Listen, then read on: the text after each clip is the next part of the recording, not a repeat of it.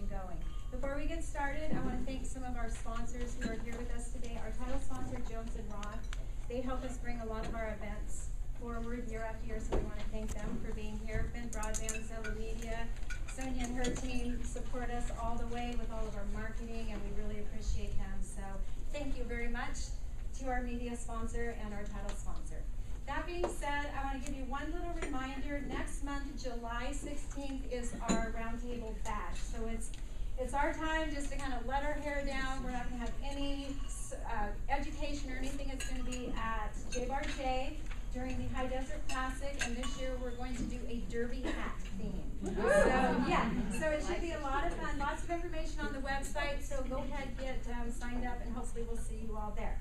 So I want to, before we get started, we want to just, Tamara's going to come up, and Tamara from Jones & Ross, she's going to introduce our speaker, Jamie Chrisman, our host. But before we do that, we just want to go real quick with Jen, and you're just going to kind of talk about some of the little things before we get started. I think we're just going to have Tamara come up first. Okay, Tamara, come on up. Because I have a question for you. Okay, sorry. Hey, see, that's how we roll well. Tamara from Jones & Roth. Thank you, Tamara. Well, welcome everybody. Thanks for coming out. I'm Tamara with Jones & Roth, and I'm just going to introduce Jamie Chrisman. Today we have a panel of 4 ladies, and it's going to be moderated by Jamie. Where did she go? Right here. Oh, okay. Jamie actually works for the Chamber. She is the Director of Leadership Bend as well as Government Affairs, and she is just amazing. You've probably all seen her out in the community and involved in so many different things, and everything that she does incredibly well. And I'm constantly looking at women like Jamie and these women up here and asking myself, how do they do it and stay sane and get all of this done and not drop the ball? So that's what we're going to learn today. So without further ado, please give Jamie a warm welcome.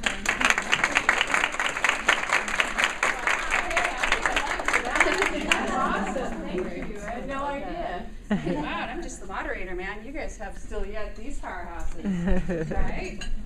Well, this is going to be a great day, and I know we've got some themes to discuss. Do you want to toss those out first? I just thought with the Juggling Act that we, I'm sorry, my name's Jennifer Ortado. I'm with Compass Commercial, so hello everybody. The Juggling Act, we all filled in these bubbles and then hopefully condensed them into some overriding themes. And I thought I'd write down here just some of them that you might want to key into as you have your discussion. One of the things was how to prioritize. I mean, that's really what this all is about. But scheduling and between all of these things, you know, and just creating a schedule. Another one was how to set boundaries when you're working from home.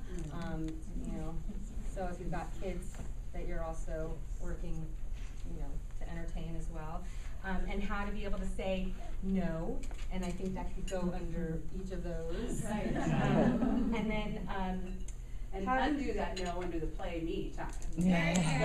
Yes. Right. Yes. And then also balancing boards and volunteer work, and whether that falls under here or here. You know, I think there's that question when your board or volunteer work starts to become an issue taking away from these things. That's when you have to, you know, board, volunteer. I have the worst hand. I'm so sorry. Okay. And then there was how to check out from work when you're on mobile all the time.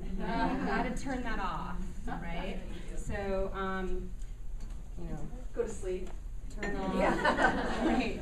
And also during these times, you know, to turn off because that's, you know. And then we had finding time for health and exercise,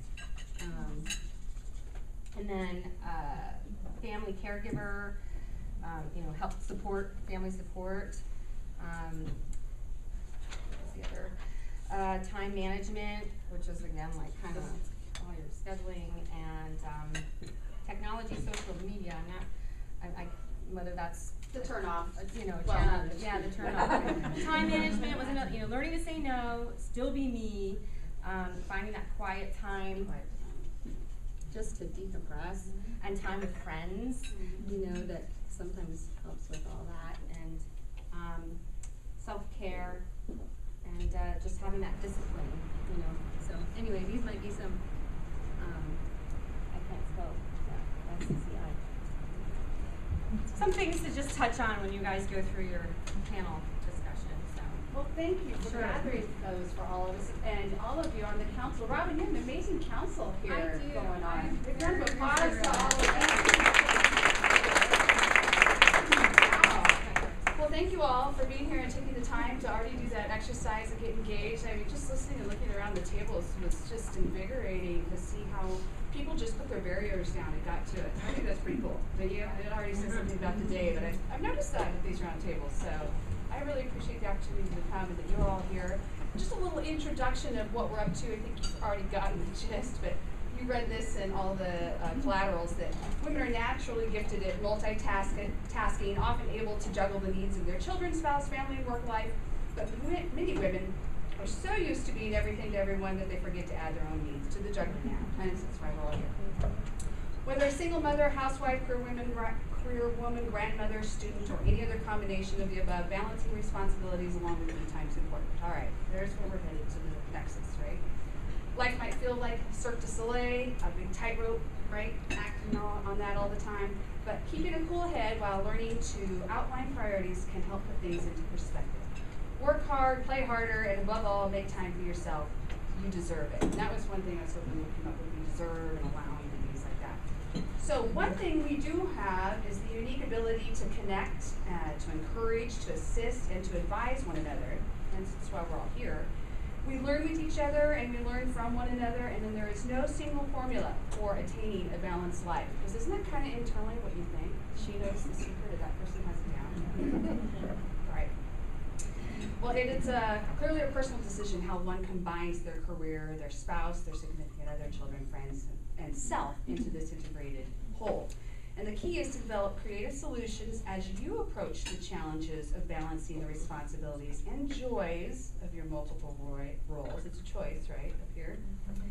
Some of the same skills and strategies you use at work, such as planning, organizing, communicating, setting limits, and delegating, can be used effectively on the home front for achieving a satisfying, fulfilling, and well-balanced life, both personally and professionally. And that is our introduction to set the table for these amazing women. So, you ladies also come with all of those things. Would you agree that we were talking about? But you're going to coach us and put us together with some other opportunities. So real quickly, I'm looking forward to introducing and seeing the rise of Sheila Maudsley. She is with Illuminated Path Coaching and is a firm believer in saying yes, and that is to what she wants most in life. And that includes having a fulfilling career that supports her purpose, makes an impact on the world, and enables her to have a full, adventurous, and joyful life outside of work. Sheila has a master's degree in management with a focus in change leadership, a bachelor in human development and family studies, and an associate certified coach credential from the International Coach Federation. Welcome, Sheila Maudsley.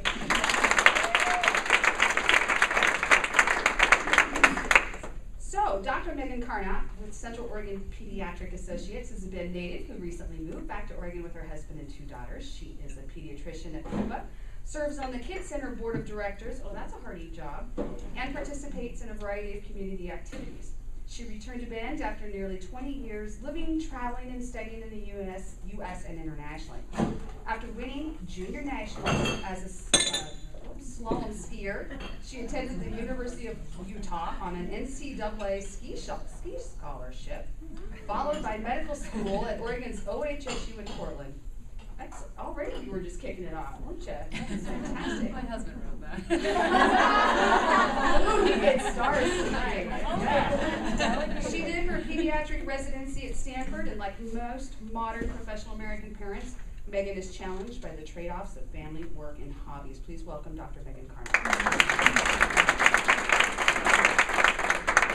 Michelle Plattenberg, co-founder of Kombucha. See, I love that, didn't you?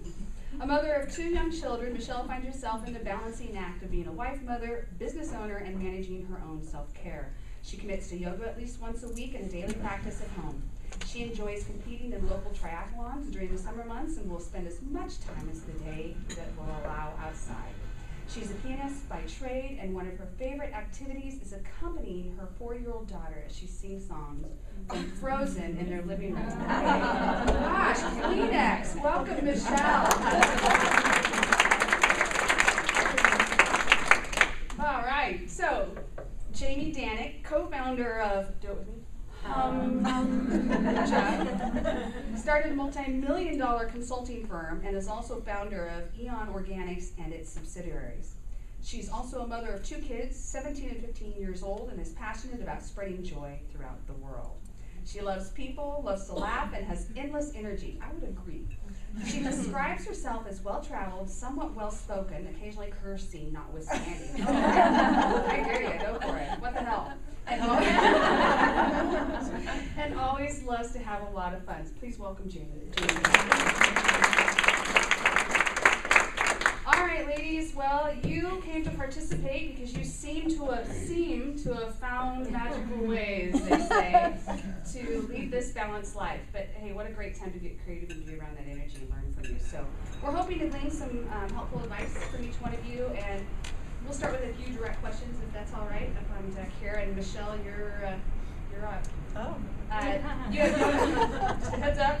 You have young children, run a business, and a husband that runs his own business. Does running your own business give you more flexibility to create a balance, or does it complicate things? How do you want other parts of this question too? As you like.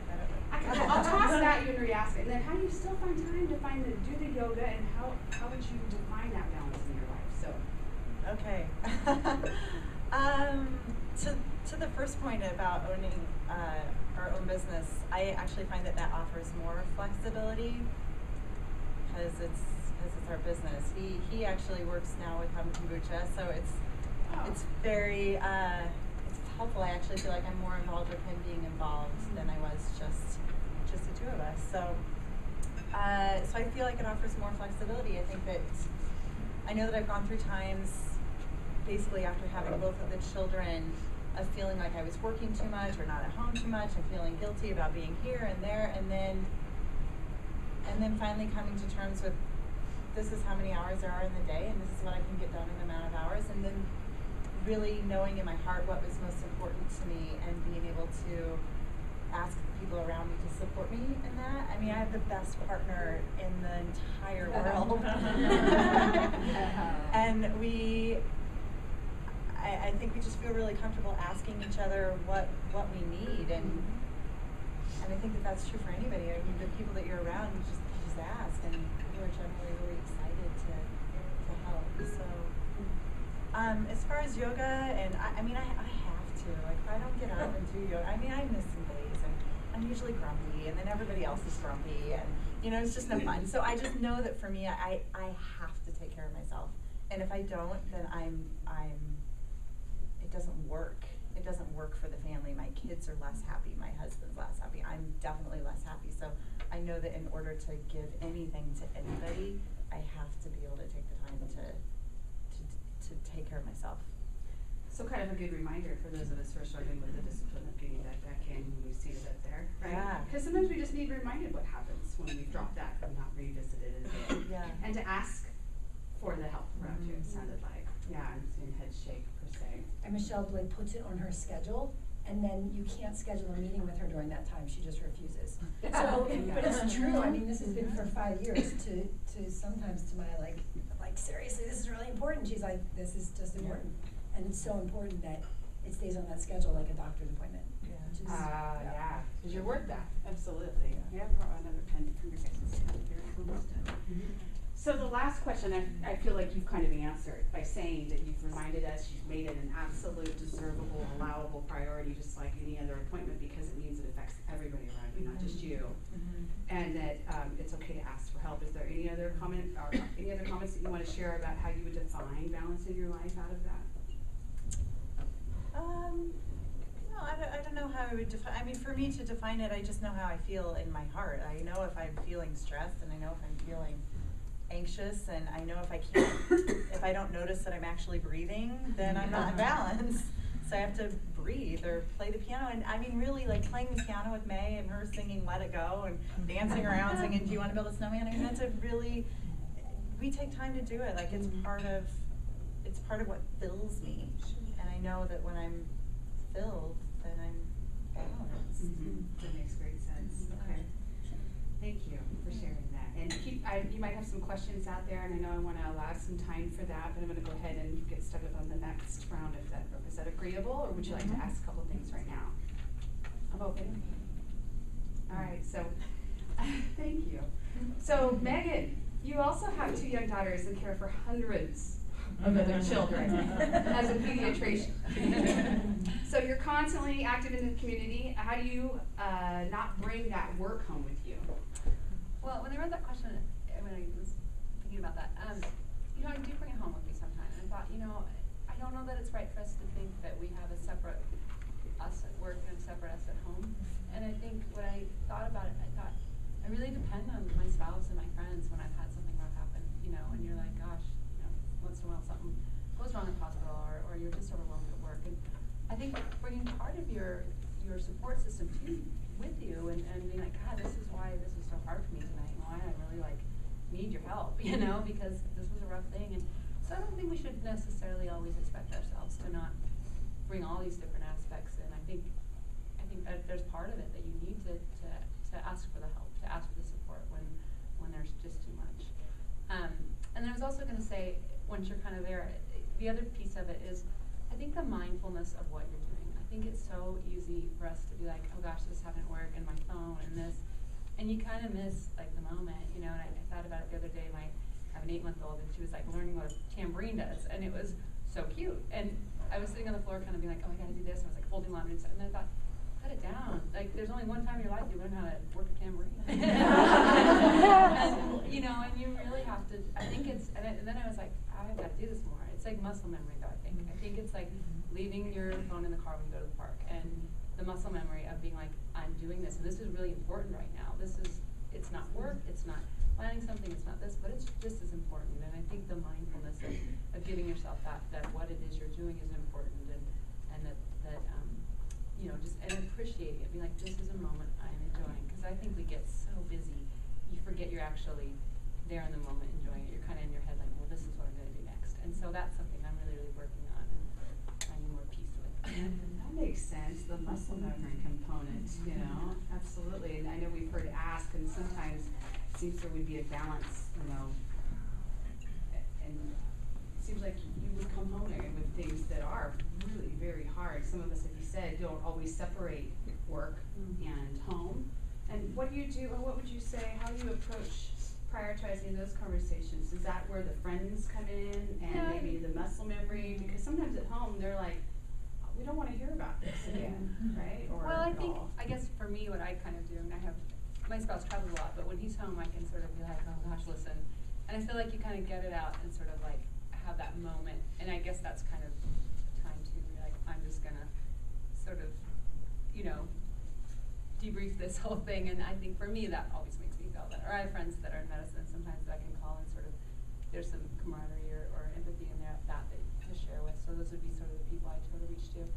And then I think, you know, you are comforted by the moment of just being with your family and those things. So I think there's probably a bit of a page turn in a way where you can sort of say, okay, and I'm ready to move on here. But I just think it's important to involve people in what's going on in your life, because it's really hard, you know, if there's so much and you're stressed, and I think we should be able to say to our friends, gosh, you know what, this is hard for me right now. And then your friends know, okay, I'm going to give you a little more help right now. And it feels so good to help people, you know, it feels so good to be asked to help. And I think we're not very good about that as women very often. And it's a gift to let someone help you too. And if you need that kind of thing, if it's been something rough, I think it's valuable to be able to share that something where you're coming from or something. So, but then I mean, day to day, it's kind of a page turn. Yeah, that makes sense, absolutely. But the opportunity to open people vulnerable and help, so people think, oh, we're so strong, or we get so busy, we forget to actually stop and do the page turn. Yeah. Just to be better. So you kind of mentioned a little bit about aligning your priorities, and the question here is, what have you had to do to align those priorities? But I'm going to kick it to the second part, which is, for example, have you had to give up? Yeah, definitely, I think we all do. I think of my life before kids and before marriage and, 6-hour bike rides and lunch for hours, and I think none of us probably do that now. But I had a really neat nurse once, and she had 6 kids, and she was just always calm and seemed just to really, I wish she was on the panel. But I asked her once, I was like, gosh, how do you do it? And I thought this was such neat advice. She said, I look at my life as being in seasons, and my season right now isn't really about me, it's more about the kids, and it's more about these other things. And I really use that to myself a lot. I think I had some really great seasons where I was sort of in front, and now this is sort of a season more where I feel like I'm really, my kids and my career are taking a good portion of it. But that doesn't mean it's all gone forever. The season will come back, and for me it's settling because I don't feel as much as giving things up. I feel like they're on a different back burner, but that's still me. I still would love to spend all day crafting, but it'll come back. But it's not probably that reality to sort of expect that. And I think that's another thing for me. If I have my expectations in line, if I don't think I'm doing all those things, there's some peace in being like, yeah, but today I'm going to really enjoy going to the park. And so I think the expectation and the realistic goals of sort of what life has to offer, and being able to say, yeah, it's different. I've given it up in a way, but I've also gotten this in place of it. And it doesn't mean you've given it up forever. It's sort of, I think, to the juggling act. It's sort of the ball's still in the air. It's just maybe not accessible at the moment. So right there, expectations aligned with allowing you to let it go. The next question really was, how did you decide what should go and what to keep? I've heard obviously the children prioritization and work. Is there anything key in there that you want to mention? Yeah, well, I would say, I think Michelle made a great point. I think that the hard things are that finding this time for yourself and exercise or whatever it is that sort of refuels you, and really scheduling it. I think there almost has to be a time where you're like, nope, this is my time, and that's not like someone else, like that's not free time. That's actually scheduled time, as you guys were stating, and I think that's really important. And I think for even like my spouse for a while, I was kind of like, well, wait though, that needs to be there, and that's not like, and I think you have to really advocate for that. You have to kind of fight for that time until everyone accepts that that's what it is.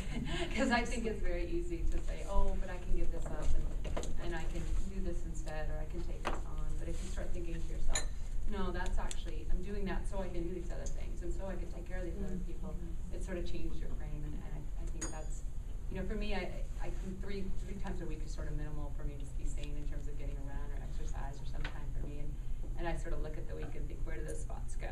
And that really helps me keep it, and then I'm sort of protective over that. That makes sense. Yeah, so I think those, and I think the priorities that obviously take place are the kind of the things that keep the ship running. You can't not do the laundry for 2 weeks or whatever it is. So I think the things that just they have to be done sort of come there, and then there's those things you kind of have to fight to find the spots. And I think that's where a lot of times caring for ourselves come in, but it's important and it needs to be prioritized. That's not a term you hear very often. Women say it, like we said, protect that time, but in a way it means you're protecting yourself. Yeah. And again, that's another area of allowance and deserve level right there. So, thank you very much. Yeah. So Jamie, you and Michelle have just rebranded your company, and you've started a multi-million-dollar. You have already started multi-million-dollar companies, and you are head of a house with 2 older kids. You have a lot of energy, but how does that sustain you? It can't, right? It's the kombucha. Oh yeah. So right. So when you're at work, how do you stay away from work, and the whole iPads, phones, this turning off and getting away from it, the whole 9 yards. How do you do that? How do you get us unconnected from 24/7? So it was a good question for me because I have a 15 and 17-year-old, so they're always on their phones or they're on their iPads, and I kind of am too. It's an interesting thing to see. And my 15-year-old a couple months ago came to me to tell me about a study they just did, and this is a study of 5 and under, and children that are 5 and under learn by mimicking. They learn by facial expression. This is how they learn how to function in society. And what they found is that parents are texting most of the time, like a lot of the time, and what kids are seeing is parents are talking and there's no expression. So it's fascinating, right? So my 15-year-old goes, hey, here's the deal, like, you're always on your phone. I mean, this is his interpretation, I'm always on my phone. And I'm like, okay, and he's like, this just doesn't work. I mean, I'm talking to you, you're like a ghost. I don't hear, you don't hear me. You talk to me, and I see nothing, but I hear words. And then I think about these young kids. I mean, he's 15, right? He gets facial expression, and so we started this thing where I won't like even have my phone when I'm spending time with him now. I won't even have my phone. It'll be somewhere else, or you know, I'll turn it off. Especially if the two kids are there. What do I need my phone for? I mean, who else do I need to talk to? I mean, honestly, like I don't need to check my phone at work. You'll be fine, or work people will be fine when the kids are there. So, and it's hard. It's not, and this is not, you know, we're driving and that text comes in. Man, do I want to just check my phone really quickly? And he's sitting there going, seriously, just don't. I'm going to take your phone away. Like, don't do it. But I think it's really important because even in a 15-year-old, when you think about young kids, even a 15-year-old, when all they see is a blank face, but you're talking and you're doing something else, it's like you're not paying attention to them. You're not giving them what they need, which is they need you. They need your animation. They need your, you know, your love, your all of it. And so it's been amazing. And then another part of that question was, how do you turn it off? I just literally will not take my phone with me for a hike, for a day. Sometimes I just don't take it. And I figured something happens 12 hours later, it'll be fine that I find out 12 hours later and make that commitment to just not. What's the text you when you need to reach someone? I figured, you know, it's in the stars, right? You know, it'll just happen how it happens. Right, I'll find some right. kombucha.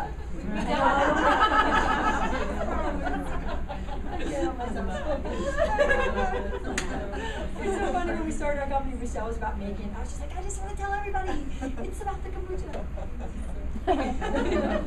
Jamie, you brought up that's a really interesting point about the facial expressions too. I'm just thinking back when my daughter was in, 6 months old, or I had negotiated with work to work from home a few days, work from home. And so my desk looked out the window and the little mat was on the floor behind me, and I'm at the computer all day working. And I, check back. But really, my motivation for taking that time off probably would have been better to have her in care, where she's getting that interaction. And now, this is what she's going to be 5, and if I leave my phone somewhere, oh, Mommy, here's your phone. Like, oh, Mom, you left your phone. I mean, that was a huge wake-up call to me, to have her say, oh, don't forget your phone. What have I done? Yeah. I think too in the study they were saying that this is like the first generation to see this, and they have no idea what the impact will be on the kids. Just like my 15 and 17-year-old that don't do anything without their phone. I mean, even at dinner, they're just like this. I have to consciously say, you guys get off your phone. They're the first generation that are also on their phones. You don't know what impact it has if it's going to have on their life. It's awesome. Yeah. So you got a couple months. I'm working on it. Make up for all those years. Well, that was very insightful, very enlightening. Didn't know exactly that information at all. I know that their brains are already rewiring naturally, biophysically, from all of it. So what do you do then? Besides, you turn it off when you're out on a hike, but what do you do just to be present since you are so connected? You've got work to do. You've got things to market. You've got employees to deal with. How do you stay present in that moment as well in your family time, even with or without them being on the phone?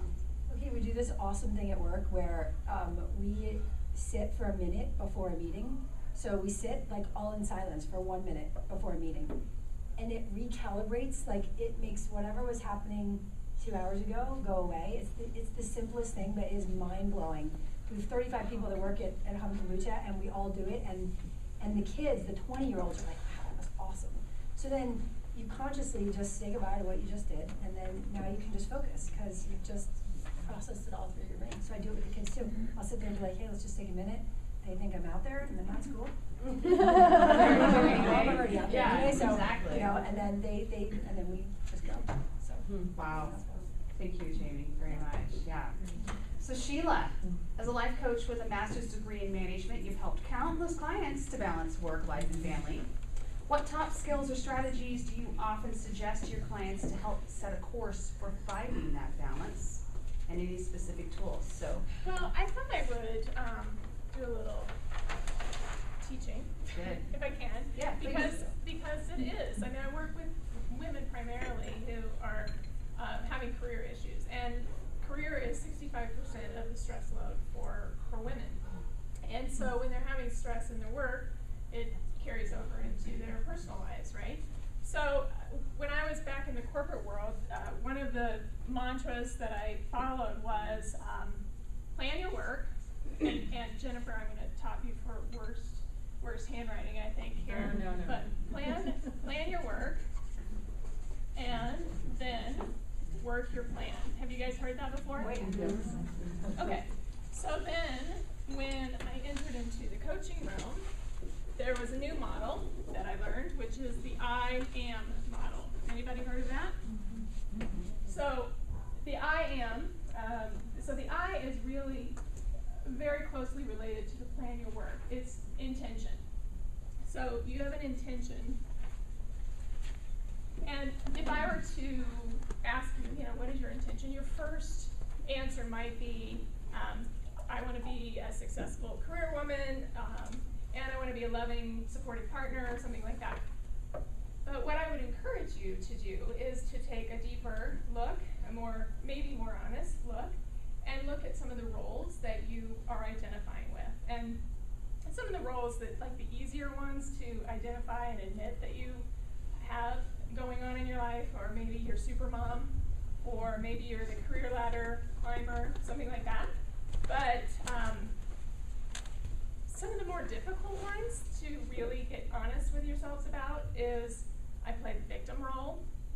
So, I have to do it all. I have to be there for everyone, that sort of thing. I mean, that's a victim mentality. Maybe you're a pushover, that role. Maybe you're always the person who says, yes, I'll do it, that sort of thing. Or the martyr role, I'm the only one that can do this right, I'm the only one.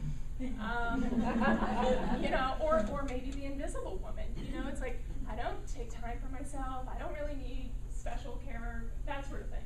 So when you can identify those underlying, those shadow roles, they're really informing your intentions.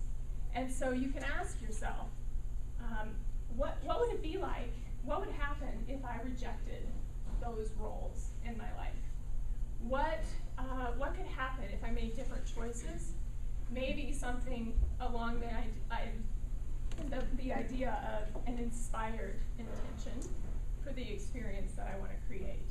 So an important part of that is the inspired piece. So then the A is really related to the work your plan. So once you've kind of identified what your intention is with your work, put your attention to working your plan. So you have attention now. And that's really where you're putting your focus. It's your ideas that you have, it's your thoughts that you have, it's your choices that you're making, it's the actions that you're taking. So you can look at that by, if I'm running all over Bend, looking for the very best birthday gift for my coworker, that's a choice that you're making. Those are the actions that you're taking. Am I planning the biggest birthday party for my 6-year-old kid? That's an idea, a choice, a behavior that you're interacting with because of that intention that you have. I want to be super mom, or I want to be best friend to everyone. That's those types of things. So one of the things that you can do that I've worked with my clients who are interested in doing some discovery around this is carrying a journal. And it might sound like, oh my God, I don't have any more time to do journaling stuff. But bring a journal, a notepad, and start writing down all your activities for a couple of days. And what's important about that is to look at the thoughts and the feelings that are associated directly before and directly after you're taking the action. So your somatic, your physical feelings, and your emotional feelings. And you can really start to see some trends and some patterns.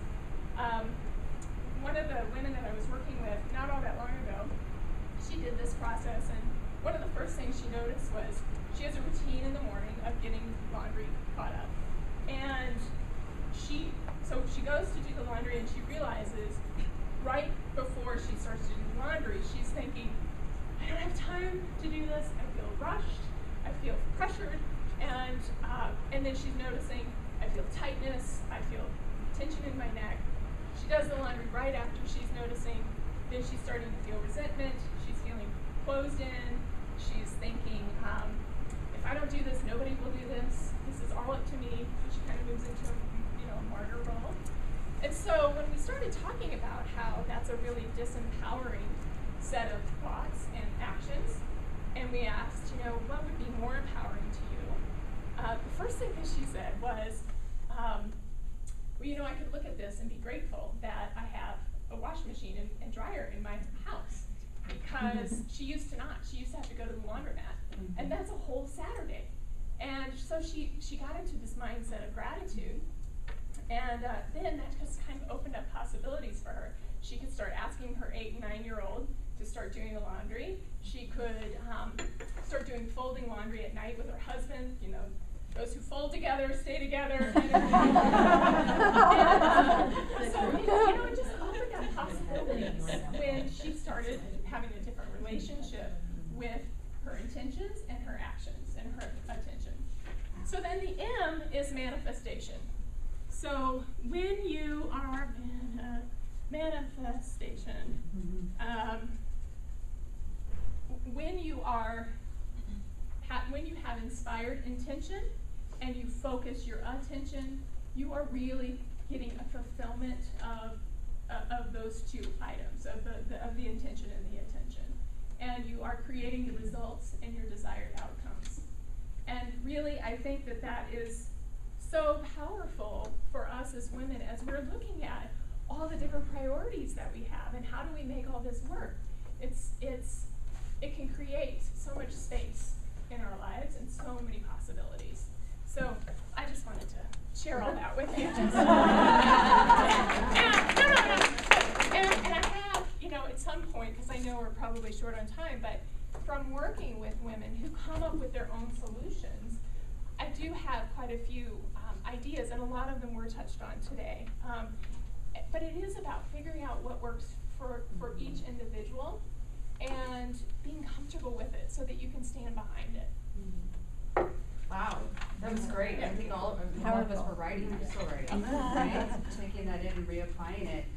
So you really got out there with this. I think it's time for your questions from this group, wouldn't you? I've got some on cue, if not, but I'd love to hear some of your thoughts, maybe ways that you could rethink and look at something that's going on right now. Maybe one of the things that was in the circle. How could you look at that differently from a place that's inspired and then therefore has your intention, attention, and worthy of manifestation? I struggle with exercise. I need to schedule it. I try one thing and then I'm good for a while, and then I talk myself out of it, and then I got work, and for a while I was doing it at lunch, but oh no, my clients, on and on, and I just cannot seem to get a grasp on it. Some feedback, thoughts from you ladies? Well, I'll just share with you, my husband had that same issue all the time. I mean, he was just super busy, and he joined Schliebe, Body by Schliebe, which is where you have to sign up and you get fined if you don't go. And I'm telling you, for 3 months he's been going 3 times a week, and he loves it now. But the point of that is to say that is there some structure, is there some accountability that you want to build in for yourself? Because the accountability part is really the part of being proactive and the deserving and all of that. So I don't know, I'm not trying to promote Body by Schliebe, but it's, might be something to consider. Well, and I end up hiring help to exercise, and I mean, I think I think there's a piece of a lot of us would be like, geez, that's money, that's time away from your kids. I mean, it's a sacrifice for sure, but it's worth it on the other side. And so I think it kind of goes back to giving yourself like putting it up there on the priority list and being like, you know what, we have to figure out how do we do this as a family for me because it's that important. And I think the benefit's worth it. I mean, in so many different ways, but I think just really being like, yeah, this is the time, and we got to do what we got to do to make it happen. And it's hard. I think that's hard, and I think for me it took a while to get over the guilt of wow, this is not only time that I could spend with the kids after work or whatever. It's also more money, and it's also all these other things that everyone else has to do. But I mean, if you're, if it's making you do everything else better for a relatively, for an hour or whatever. I mean, that's not a huge amount of time. But again, I think it's just prioritization a little bit too, and the worth it for it for yourself. Sonia. Okay. And go ahead, you guys, introduce yourselves, who you're affiliated with. I'm Sonia Donahue. Michelle, you said something that resonated with me, and I'm curious because you found it, I mean, it seemed like it was easy for you to ask for help when you needed it. So I had a very interesting personal experience earlier in the year. My father passed away, and my father-in-law passed away 2 months earlier. And I was not okay. And I am one of those people who just automatically say, oh, I'm good, and you put this face on. I can handle it, I can handle it. And it took that huge moment for me to allow myself to not be okay and get to the point where I would ask for help, or even just say, you know what, I'm not okay. Just to say those words to people was a huge experience for me. So I'm wondering, there might be some people out there who are like me, and it takes like something monumental and something within yourself to change that. But it might be really more helpful if you could adopt that philosophy without a tragedy. Or 7 weeks of headaches to the point where you have to get help. Totally. Yeah. Oh, and I can totally relate to that. I was very much the same. It wasn't easy for me to ask for help. And I was definitely, no, I'm all good, bring it on. I got more balls in the air.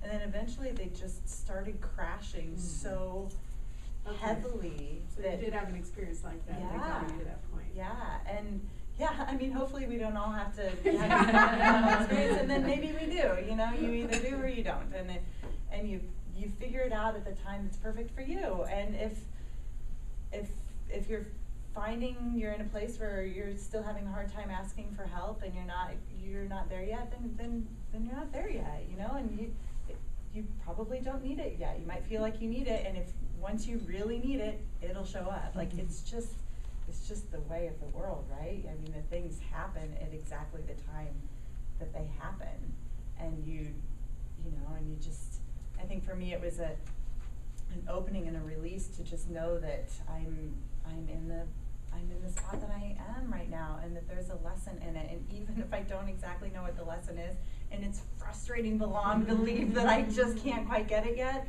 it'll come and it'll be there. And just to come from a space of allowing yourself to be wherever it is you are.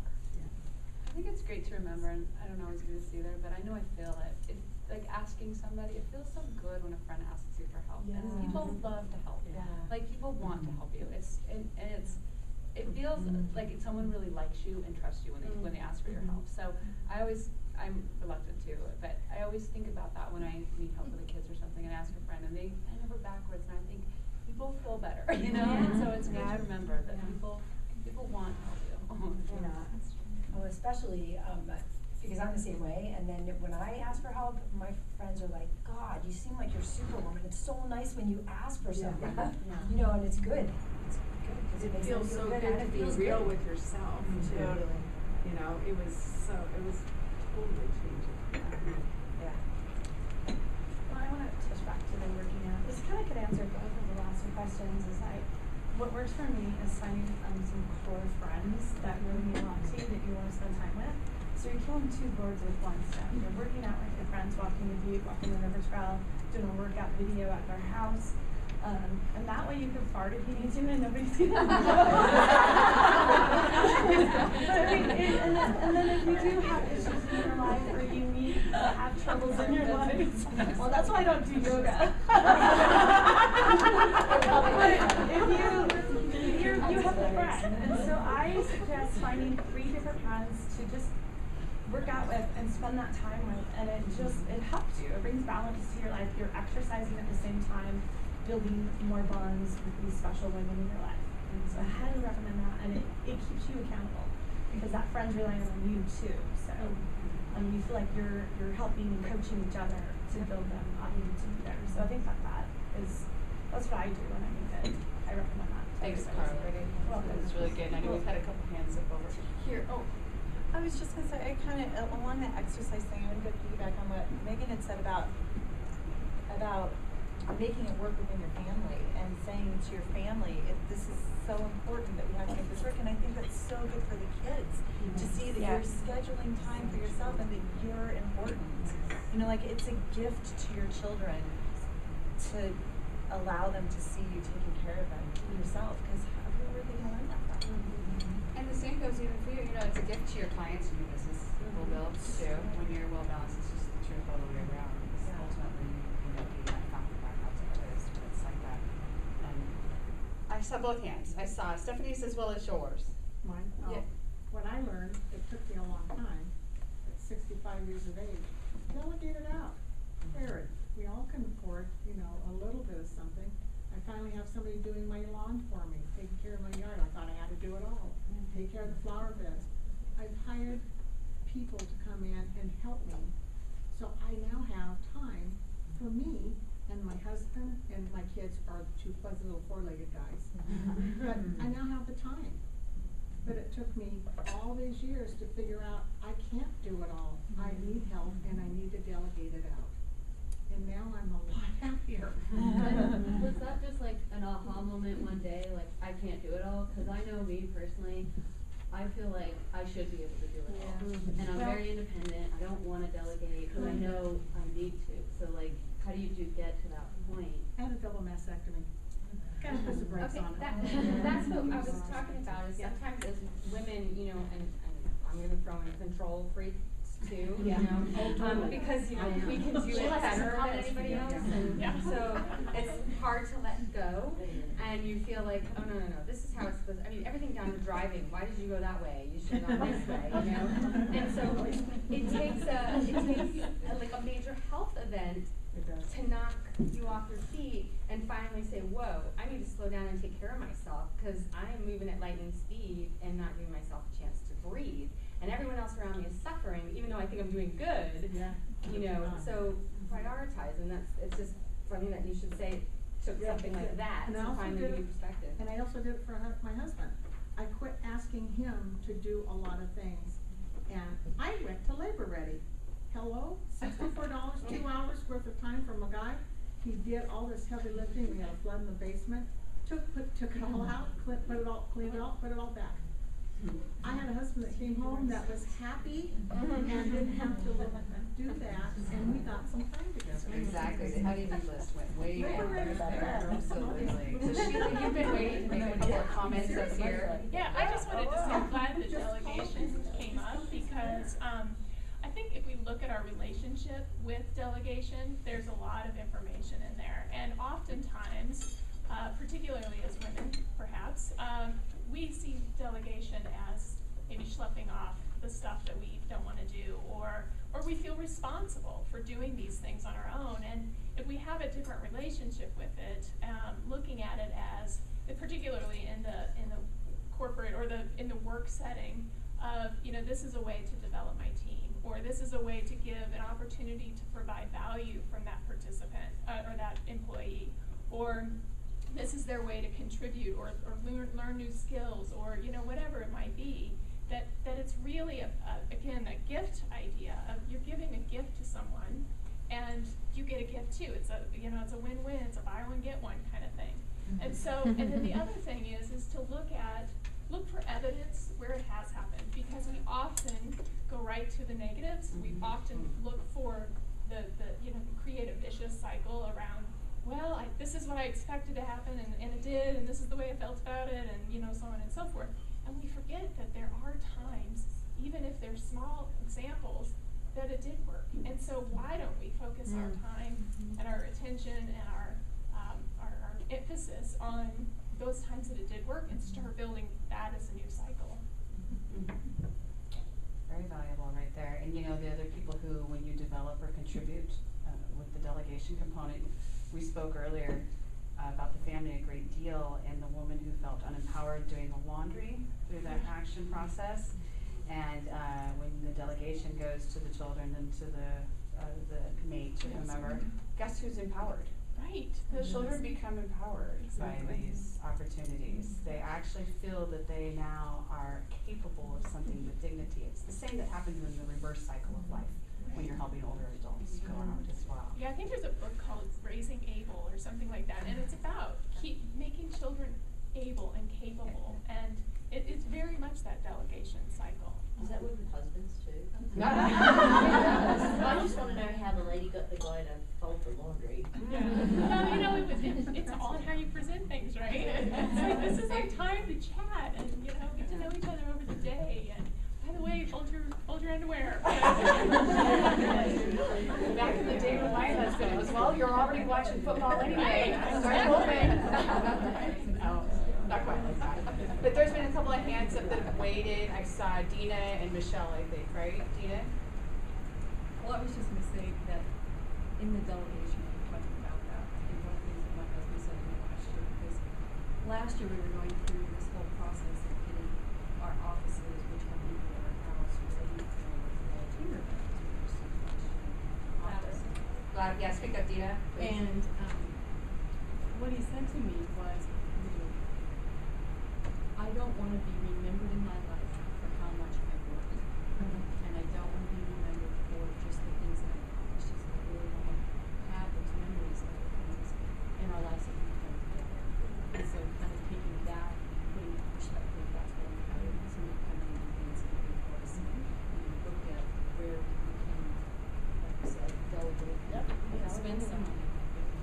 Because you prioritized it, yeah, that makes sense. Michelle, you had a question? No, I already said, I wanted to know how to thank all the people. Oh, yeah, that was just comments, but yeah, side comment. A couple other questions. We're getting low on time here. Any other comments? I think I have almost 125. Is that right? One more question, maybe? Follow-up? How about parting comments then from our panelists? Give us maybe your last piece of inspiration, whether it's one sentence or. Yeah, I'll just tag on to what Dina said is really powerful for me. Exercise is to look at what I want to look back on in 20 years. You know, what do I want to be proud that I was, you know, really successful in my career? Maybe. Do I want to be pleased that I kept my health up? You know, maybe. And so, kind of doing that look back can really help put things into perspective as you are creating your inspired intention and putting your focus on your activities. Makes sense. Thank you. To add, I appreciate this. It's been great. I feel like I've learned a lot. It's been nice to hear everybody's thoughts. I guess, you know, I'm kind of echoing the same things, but I think what I'm taking home and continuing to work on is the mindfulness of your day and what you're doing and kind of, again, the intention of it and really trying to be in the moment so you can appreciate the moments. And sometimes you'll recognize this for yourself. You'll just slow down and be like, oh, this is me time. I am enjoying this more than I thought because there's not as much going on in your head.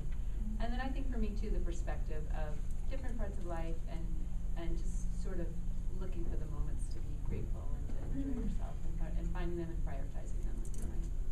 Cool. That's great. Thank you. Yeah. Yeah, I think for me the thing that I'm working on in my life now and I keep holding is to just be kind to yourself, especially I think as women we have a hard time doing that for whatever reason. We seem to be able to like offer so much to your friends and your family and so on, but to really be kind to yourself and just know that everybody's doing the best that they can and that means you too. And to offer some space to mess up and know that it's fine and then you'll get back on the horse and, you know, ride again. Like it's all just part of the deal and to embrace it with love and kindness and acceptance and it's just so much more fulfilling and easy than to say, oh, I did that wrong or this or that, you know, just to embrace it and to love it. Perfect. I don't need to say anything. That's perfect. That's why I love better. Seriously, I'm good. Drink kombucha. She just gave you the greatest gift of all, which is something that we all can deserve a little bit back occasionally, which is more time. So we're ending a little early. We've got some surveys here on the table that hopefully you will fill out and give this back to the ladies at the front here. And more importantly, not only is it a big thank you to have all of you here and so participatory, we want to hear your opinions for topics and ideas back. These ladies rocked it. Didn't they? Yeah.